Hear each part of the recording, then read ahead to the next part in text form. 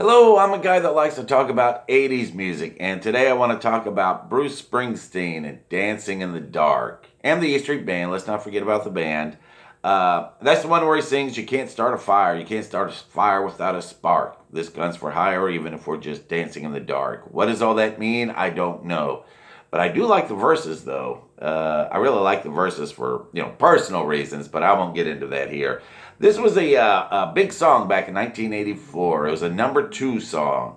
There's a reason why I remember that. Is because I used to have Springsteen Greatest Hits on CD, and he wrote these liner notes for each song. And on Dancing in the Dark, he said something about how this could have been his number 1 song, first number 1 song, but damn that artist formerly known as Prince. Yeah, I remember for a while, Prince changed his name to something that had no pronunciation, so people called him the artist formerly known as Prince.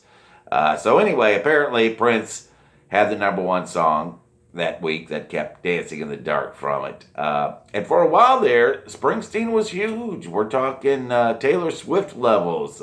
He was the biggest rock star in the world. He was probably the biggest music star in the world, just below Michael Jackson.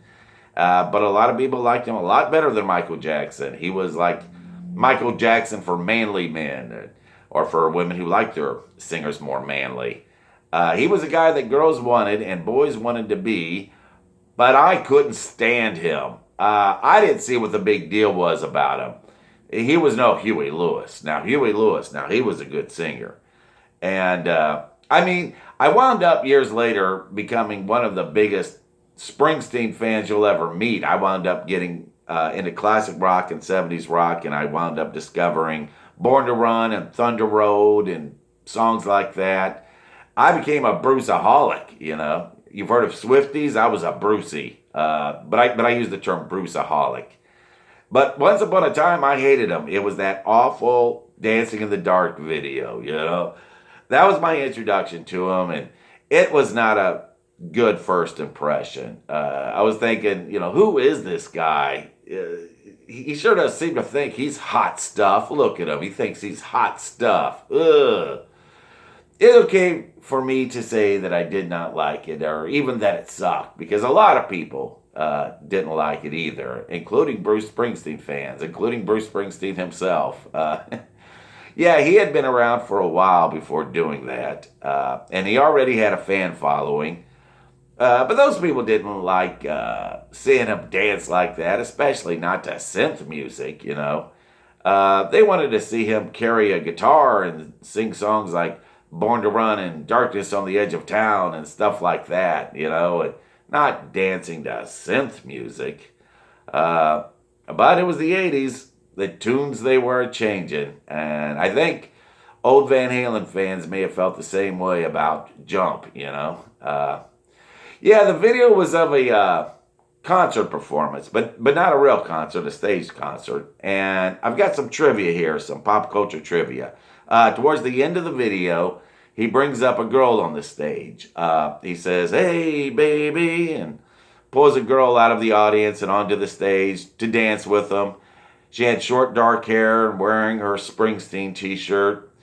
She was all shy and nervous at first, oh my God, oh my God. But then she soon got into it and danced. She was dancing with Bruce Springsteen in front of her friends. That girl was an actress named Courteney Cox. Yes, the Courteney Cox who played Monica on Friends.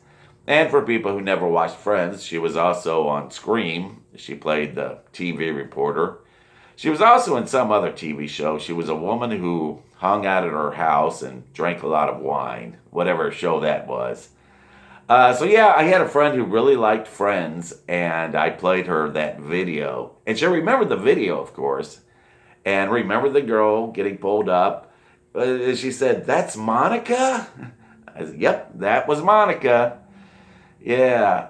So, maybe Jennifer Aniston wound up becoming the bigger star with the bigger movie roles than any of the other Friends cast. But did she ever get to be in anything in the 80s? What was she doing in the 80s, huh? Yeah. And maybe she got to marry Brad Pitt, but did she ever get to dance with Bruce Springsteen, huh? Yeah, okay then. But anyway, I could sit here and talk about this song and Springsteen for an hour, I think. But I need to get off my butt and go to a real job. So maybe some other time.